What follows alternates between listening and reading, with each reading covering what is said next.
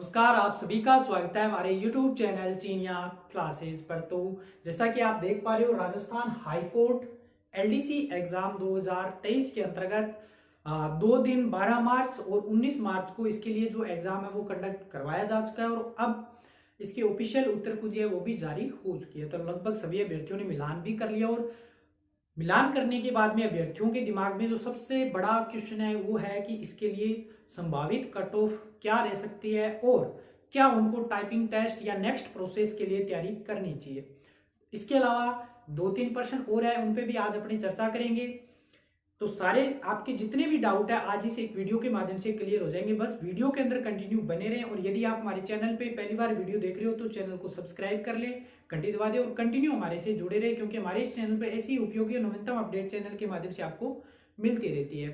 तो सबसे पहले अपनी बात करें, जैसे कि आप देख पा रहे हो टोटल पोस्ट, क्योंकि ये लगभग 2020 की वैकेंसी है। इसके अंदर पहले जो वैकेंसी निकाली गई थी वो थी 1700 पद, 1700 के राउंड पद थे इसमें। उसके बाद में इसका एग्जाम हुआ था और रिजल्ट भी आया था।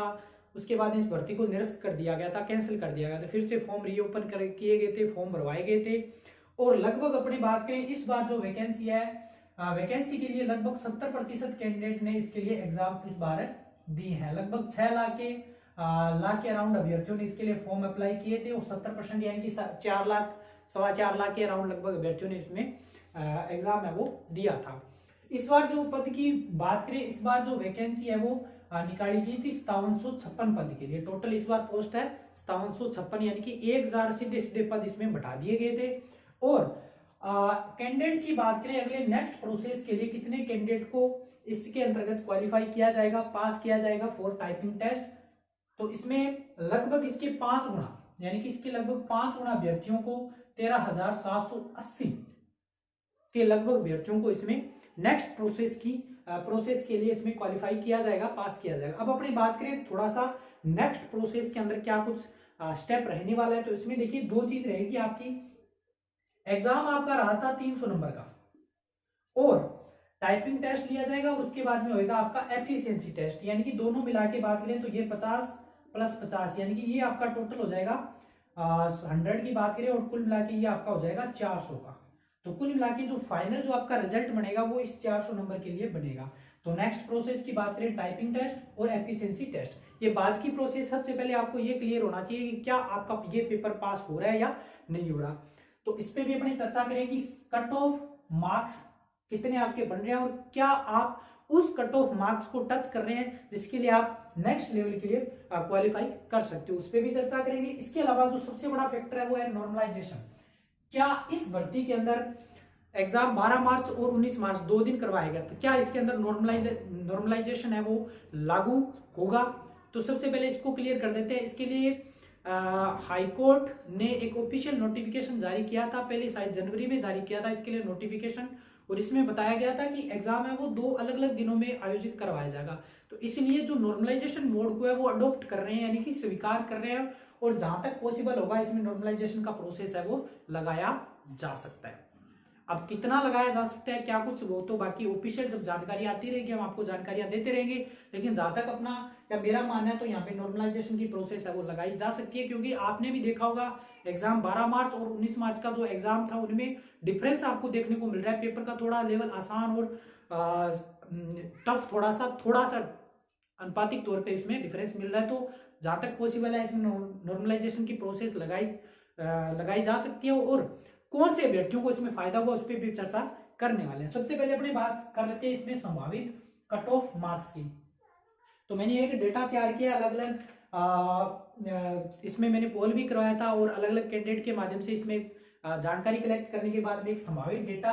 देखिए मैं पहली बार कह रहा हूँ ये एक संभावित कट ऑफ है, कोई ऑफिशियल कट ऑफ नहीं है, क्योंकि विद्यार्थियों को लगभग ये रहता है कि उनको एक अनुमान मिल जाए कि जिसके हिसाब से वो अपनी आगे की तैयारी शुरू कर सकते हैं। तो उसी अनुमान को ध्यान में रखते हुए मैंने एक संभावित कट ऑफ तैयार करी है। ये कोई ऑफिशियल नहीं है, इससे हो सकता है 1-2 नंबर ऊपर भी जाए, 1-2 कम जाए, लेकिन ज्यादा चांस रहता है कि वो उससे कम ही रहती है, ज्यादा तो बहुत कम चांस रहते हैं कि इस कट ऑफ से ऑफिशियल कट ऑफ है वो जो स्कोर है वो ज्यादा रहे, बहुत कम चांस रहता है। तो मैं आपके सामने ये एक संभावित कट ऑफ है वो लिख देता हूं। इसमें अपने बात करें जनरल कैटेगरी के लिए अगर आप जनरल कैटेगरी से बिलोंग करते हो तो आपके जो मार्क्स है वो कम से कम आप मान के चलो 105 से लेकर के और 110, ये मैं यहाँ पे क्वेश्चन लिख रहा हूँ, 105 से लेकर 110 क्वेश्चन यदि आपके सही हो रहे हैं तो आप इस दौड़ में बिल्कुल हो और नेक्स्ट प्रोसेस के लिए तैयारी कर सकते हो।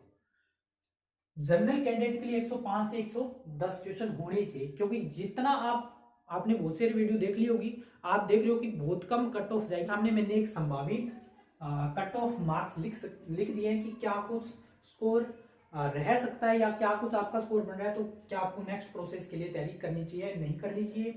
तो मैं बार बार ये रिपीट कर रहा हूँ, ये एक संभावित है, थोड़ा बहुत डिफरेंस आपको बेशक देखने को मिलता है, बिल्कुल एग्जैक्ट तो हम बता ही नहीं सकते, वो तो जब आएगी। क्योंकि पिछली बार ये हुआ था कि जो ईडब्ल्यूएस की कट ऑफ है वो जनरल से ऊपर चली गई थी, ओबीसी की ज्यादा रही थी, तो इस बार भी ये वेरिएशन हो सकता है। अगर इसमें ईडब्ल्यूएस में फॉर्म ज्यादा लगे हैं तो वो चीजें जब ऑफिशियली आती है तो तब क्लियर होती है, लेकिन एक संभावित डेटा अलग अलग एनालिसिस करने के बाद मैंने आपके सामने रखा है। तो जनरल कैटेगरी के अंतर्गत जो छात्र बिलोंग करते हैं उनके यदि प्रश्न 105 से लेकर के 110 के बीच में सही हो रहे हैं तो आप इसके लिए एक सेफ स्कोर में और सेफ जोन में हो, आप इसके लिए तैयारी नेक्स्ट प्रोसेस के लिए तैयारी कर सकते हो। ओबीसी की बात करें तो 103 107, क्योंकि ओबीसी जनरल एमपीसी ईडब्ल्यूएस लगभग इसमें कोई ज्यादा डिफरेंस नहीं रहता, लगभग सेम सा रहता है। आप देख कई एग्जाम में तो ये रहता है जनरल ओबीसी बिल्कुल सेम रहती है ईडब्ल्यूएस से, लगभग ज्यादा कोई डिफरेंस 1 या 2 नंबर का या एक क्वेश्चन 2-4 क्वेश्चन 2-3 क्वेश्चन का रहता है, ज्यादा कुछ नहीं रहता। तो ये मैंने लगभग सेम से रखे, इसमें कोई ज्यादा डिफरेंस भी नहीं है, 100 103 100 105।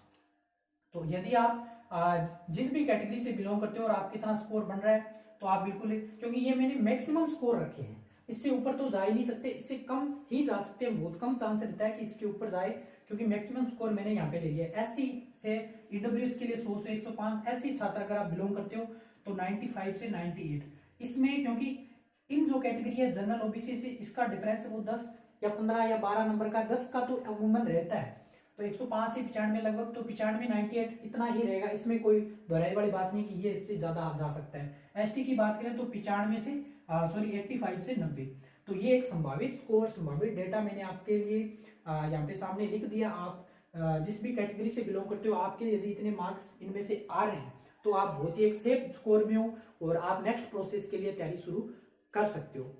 अमूमन बात करें जीके का जो पोर्शन है, जीके का पोर्शन जिसने भी थोड़ी बहुत तैयारी करी है उसके मैं बता रहा हूँ यहाँ पे 40 क्वेश्चन सही हो रहे हैं आराम से कम 4 से 5 क्वेश्चन ऐसे हैं जो थोड़े से आपको स्टैटिक्स तौर पे उलझाने की कोशिश की है, अगर आपने पढ़े हैं तो ये आप कर सकते, अदरवाइज आपका गलत होगा। तो लगभग अमूमन विद्यार्थियों के 40% इसमें सही हो रहे हैं, यानी कि 90 स्कोर तो लगभग सभी विद्यार्थियों का हो रहा है, 90 तो हो रहा है सबका। तो ये देखिए 90 हो रहा है, जिसने अब तैयारी करी है वो आराम से हिंदी में स्कोर कर सकता है, कुछ का इंग्लिश स्ट्रॉन्ग है तो जीके में अमूमन सबके 40 बन रहे हैं, जिसका हिंदी स्ट्रॉन्ग है वो हिंदी में स्कोर अच्छा करेगा, इंग्लिश में अच्छा स्कोर है तो इंग्लिश में अच्छा करेगा, इस हिसाब से आप मान सकते हो उसके 95 100 तक तो बन रहे हैं। इस हिसाब से आप ऑन एन एवरेज, क्योंकि जो कट ऑफ निकाली जाती है, जो आपका रिजल्ट दिया जाता है वो ऑन एंड एवरेज जो विद्यार्थी होते हैं, औसत विद्यार्थी होते हैं, उनको लेकर बढ़ाई जाती है। तो 90 तो आप मान सकते हो, तो उसके आधार पे थोड़ा बहुत डिफरेंस रखते हुए ये आपका कट ऑफ है वो बढ़ाया जा सकता है। तो ये था आपके सामने एक संभावित कट ऑफ स्कोर। फिर अपनी बात करें नॉर्मलाइजेशन। एग्जाम आपका हुआ था 2 दिन, क्या हुआ था 2 दिन, एक तो हुआ था 12 मार्च को और दूसरा हुआ था आपका एग्जाम 19 मार्च को। बिल्कुल पेपर थे वो मॉडरेट लेवल के थे, क्वेश्चन अच्छे थे, 40 क्वेश्चन जैसे मैंने बताया जीके के, थोड़ा बहुत जिसने पढ़ा वो आराम से कर, लेकिन कम से कम 5 से 7 क्वेश्चन ऐसे 5 से 7 क्वेश्चन ऐसे थे जो आपको बिल्कुल स्टैटिक्स तौर पे, आपने अगर अच्छे से पढ़ा है, आप इंडिया जीके पढ़ रहे हो, वर्ल्ड जीके करंट से जुड़े हो तो ही आप कर सकते हो, अदरवाइज ये आपके 5 से 7 क्वेश्चन डेफिनेट गलत हो रहे हैं। तो इस हिसाब से क्वेश्चन का अच्छा लेवल था, पेपर का अच्छा लेवल था, तो उस हिसाब से अगर अपने बात करें और इन दोनों के एग्जाम की डिफरेंसेस की बात करें, अगर आपने देखा होगा तो जो 12 मार्च का पेपर हुआ था वो, पहली बात तो ये है कि अभ्यर्थियों को उसको पैटर्न पता नहीं था कि इस प्रकार के क्या कुछ पूछे जाएंगे, तो इस हिसाब से भी आप मान सकते हो कि इसका लेवल थोड़ा सा कठिन था। दूसरा इसका फैक्टर ये है कि 19 मार्च के विद्यार्थियों के लिए पेपर इसलिए थोड़ा आसान हो जाता है क्योंकि इनको एक तो पैटर्न पता चल गया था कि 12 मार्च को इस प्रकार का प्रश्न पूछा गया था। जैसे कुछ क्वेश्चन तो फिक्स हो गए थे माइंड में, जैसे एक एप्लीकेशन से संबंधित प्रश्न पूछा गया तो अभ्यर्थियों को पता लग गया कि हाँ हो सकता है उसमें भी एक प्रश्न पूछा जाएगा, या लगभग एक पैटर्न सा क्लियर हो गया था कि इसमें इस प्रकार के प्रश्न पूछे गए तो उसमें भी इस प्रकार के प्रश्न पूछे जा सकते हैं।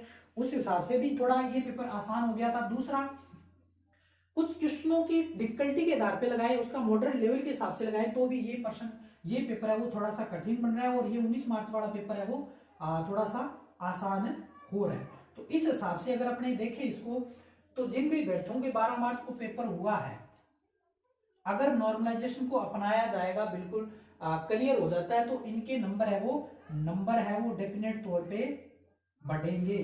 क्या होंगे? बढ़ेंगे। अब ये नहीं कह सकते कि इनके नंबर घटेंगे तो नहीं, क्योंकि ये तो एक गलत चीज होगी, जितने बन रहे हैं, लेकिन इनके जो नंबर है वो डेफिनेट तौर पे अगर नॉर्मलाइजेशन लगाया जाएगा तो इनके नंबर है वो 5 से लेकर के 10 नंबर तक पूरे यानी कि 2-3% से लेकर के और 5 से 7% तक इनको प्रॉफिट या फायदा है वो 12 मार्च के अभ्यर्थियों को बिल्कुल होने वाला है। तो उम्मीद करता हूं सब चीजें आपको बहुत अच्छे से क्लियर होगी। और कट ऑफ के लिए मैं बार बार यही बता रहा हूं कि ये एक संभावित स्कोर है, इसलिए क्योंकि इसके बाद में आगे बहुत ही आपका मेहनत भरा काम है। मैं ये मानता हूं कि सबसे जो जरूरी चीज है वो यही चीज है, टाइपिंग टेस्ट। क्योंकि कुछ अभ्यर्थी इस स्कोर को देखते हुए अगर टाइपिंग टेस्ट की तैयारी शुरू कर देते हैं और बाई चांस उनका रह जाता है, तो वो वादे वादे सर मैंने आपका वीडियो देखा था या आपको देखते हुए मैंने तैयारी करी थी। तो पहली बात तो ये, अगर आपने टाइपिंग सीख भी ली है तो इसमें कोई भी नुकसान नहीं है। आप कोई भी प्राइवेट सेक्टर में काम करके इससे आप एक अच्छा रोजगार प्राप्त कर सकते हो। तो टाइपिंग टेस्ट तो आजकल हर एग्जाम में मांगी जाती है। कोई भी आप एग्जाम अच्छे लेवल की बात करो, उसमें टाइपिंग टेस्ट आपके हमेशा काम आएगा।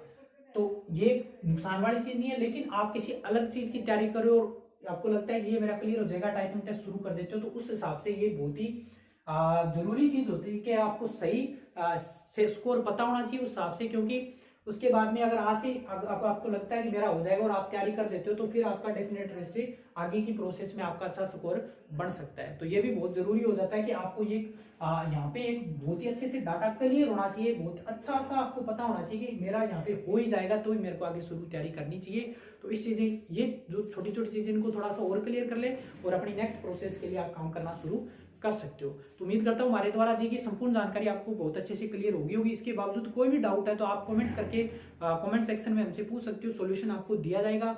चैनल पे बने रहे, सब्सक्राइब कर ले, घंटी अवश्य उसे दबा दें, ताकि ऐसी अपडेट आपको जो भी नई इससे संबंधित अपडेट आती रहेगी समय समय पर। इसके अलावा नेक्स्ट प्रोसेस में क्या कुछ रहेगा, टाइपिंग टेस्ट में कितना समय, कितने नंबर, एफिशिएंसी में आपको क्या कुछ करना है, कितना प्रोसेस लेगा, कितना टाइम लेगा, सब जानकारी के लिए हम आपको वीडियो टाइम टू टाइम देते रहेंगे। तो बस हमसे जुड़े रहें, मिलेंगे नई वीडियो में और नई जानकारी के साथ। तब तक धन्यवाद।